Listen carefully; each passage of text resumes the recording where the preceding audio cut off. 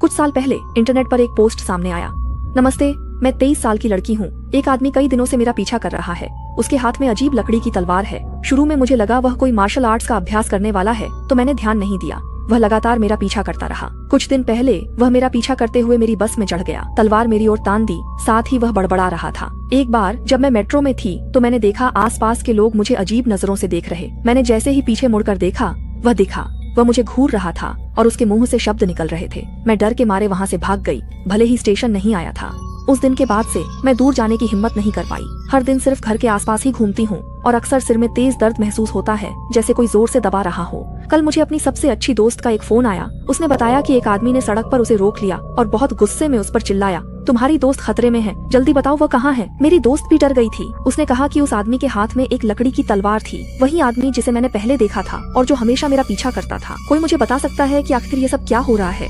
और भी अजीब बात यह है कि जमी को अपनी खिड़की के बाहर मुझे घूरते हुए अपनी तलवार लहरा रहा है। मैं पहले जाकर देखती हूँ। थोड़ी देर बाद मैंने पुलिस को बुलाने का फैसला किया। पुलिस के आने के बाद उन्होंने उस आदमी से पूछा कि वह क्या चाहता है, लेकिन वह बस मुझे घूरता रहा, एक शब्द भी नहीं बोला। उसकी नजरें बहुत अजीब थीं।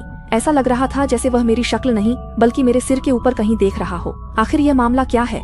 यहाँ पर पोस्ट खत्म हो गई, लेकिन टिप्पणियां बाढ़ की तरह आने लगी। लेकिन कहानी अभी खत्म नहीं हुई है। कुछ दिनों बाद उसने फिर एक पोस्ट डाली। नमस्ते सभी को, मैं फिर से हूँ। मामला अभी खत्म नहीं हुआ है। वह अभी मेरे घर के दरवाजे पर खड़ा है, मुंह में कुछ मंत्र बड़बड़ा रहा है, कभी कभी जोर जोर से चिल्लाता भी है, जैसे किसी को गाली दे रहा हो। अजीब बात यह है कि जब भी वह मंत्र पढ़ता है मुझे पूरे शरीर में दर्द होने लगता है। ऐसा लगता है जैसे कोई मुझे फाड़ रहा हो। लगता है मुझे उससे बात करनी ही पड़ेगी।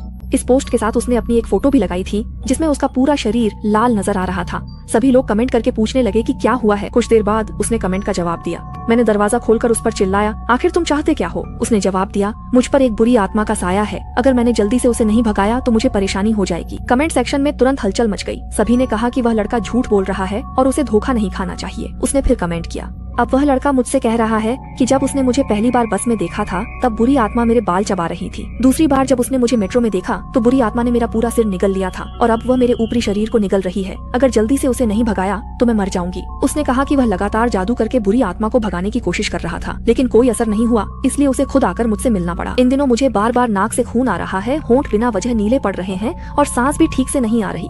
दोस्तों, मुझे क्या करना चाहिए? इस पोस्ट ने बहुत सारे लोगों की चिंता भरी टिप्पणियां आकर्षित की, लेकिन इसके बाद उसने फिर कोई पोस्ट नहीं की। एक हफ्ते बाद एक पोस्ट सामने आई। नमस्कार, मैं पहले पोस्ट करने वाली लड़की की बड़ी बहन हूँ। कुछ दिन पहले एक आदमी मेरी बहन से मिलने आया था और उसके बाद वह मर गई। उस आदमी ने मेरी बहन से कहा कि उस पर बुरी आत्मा का साया है, तो हमने उसे बुलाकर उतारा करवाया। उसने मेरी बहन को पागलों की तरह प्रताड़ित किया, लकड़ी की तलवार से 5 घंटे तक मारा। वो कहता रहा कि जब तक काली खून नहीं निकलती बुरी आत्मा नहीं मरेगी। आखिरकार वह जेल गया, पर अब भी अपनी बेगुनाही की दलील देता है। कहता है कि बहन को बुरी आत्मा ने निगल लिया था। इसके बाद इंटरनेट पर उस लड़की के बारे में फिर कभी कोई खबर नहीं आई। उस समय पोस्ट पढ़ने वाले बहुत से लोग जब इस घटना को याद करते हैं तो आज भी उनके दिल में डर बैठा है। कहानी की शुरुआत 2020 की गर्मियों में होती है, जब मैं, मेरी गर्लफ्रेंड और कुछ दोस्त हमारे शहर के पास स्थित एक छोटे से कस्बे में घूमने गए थे।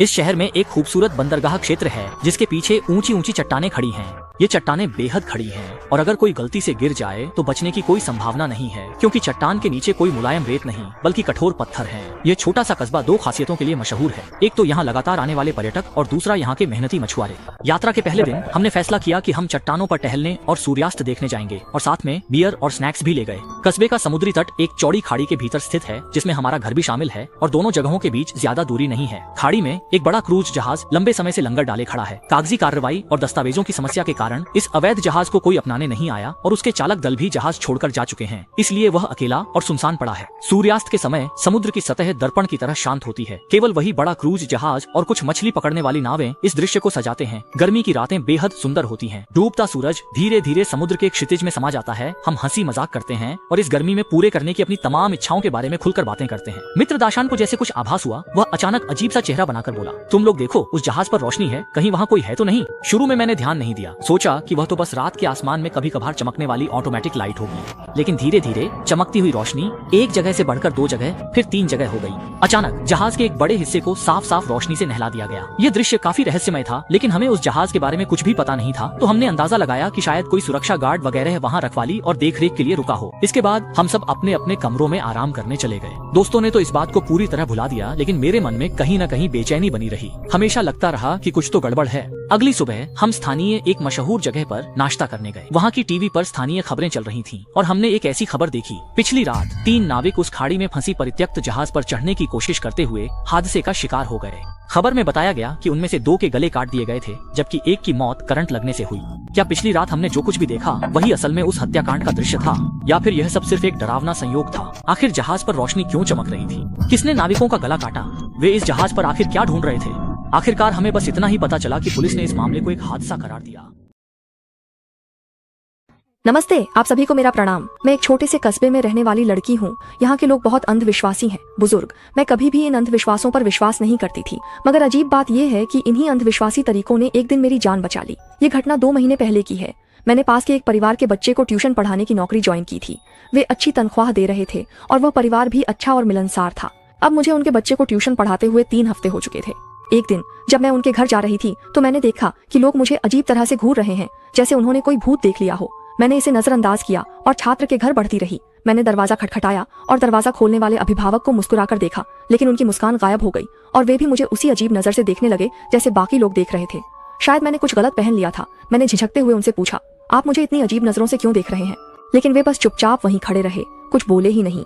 माहौल अजीब और असहज हो गया था। इसी बीच मैंने छात्र की खुशमिजाज आवाज सुनी जो मेरा नाम पुकारते मेरी ओर दौड़ता आ रहा था। मैं उत्साहित थी, उसे गले लगाना चाहती थी क्योंकि वह खुश हो जाता है, लेकिन वह आधे रास्ते में रुक गया और रोने लगा।